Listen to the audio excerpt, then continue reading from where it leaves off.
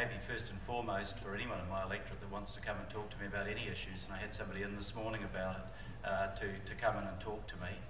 Where I can, I'll go wider than that.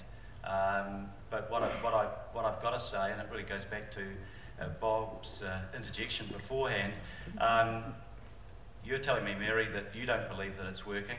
A whole lot of other people are telling me that actually nothing has changed. Well, I guess it's what nothing has changed. Phil, it's what also John Key said. If SIFs or the police can show it's not working, he would do something. Well, I'm from SIFs. Yeah. The Care and Protection panel I represent. I've spoken to others in South Auckland, and they're saying it's not working. So I'm asking you, would you support getting a meeting together to meet with them?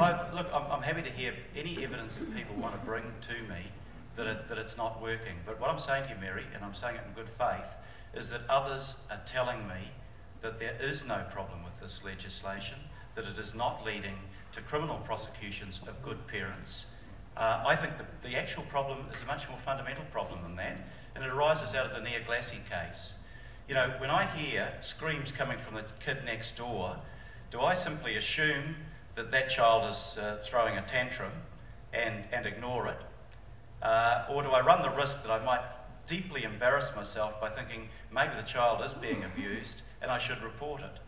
Yes, there are more cases that are being reported to the police about suspected abuse, but it's more to do, I think, with the sense of shame that people have that too often kids die because other people stood by and thought that it might not be anything, then they run the risk of embarrassment of saying, I got it wrong and now my neighbour thinks I'm awful because, you know, I reported them to SIFs. I think that that's one of the problems that exists with or without any of the changes that might have occurred or would occur in the future in the legislation.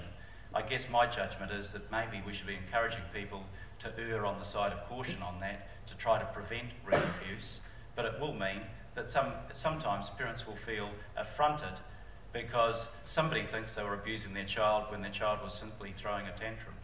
That's a dilemma. Okay, thank you. Just we're out of time. Just finally, perhaps just to sum up for the audience here, you've recently taken over as leader. You know, there are some differences between you and the previous leader.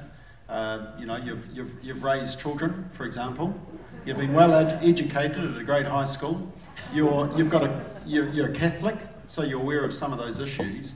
To the groups that are represented here that are passionate about family issues, why is Labour now in a better place for them to get in behind and support than perhaps they thought they would have been this time last year? Well, in other words, how is your leadership different to the previous leader? I'm not going to make any comments that would be derogatory of my predecessor. I had enormous respect for her, regardless of what anybody here or anywhere else says.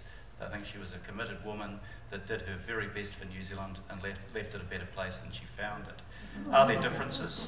Of course there are differences, because all of us as individuals have differences in life experiences. And, you know, I was brought up in a working class family. Helen was brought up in a farming family. I've had the experience of raising 3 kids. Well, actually, my wife would deny that.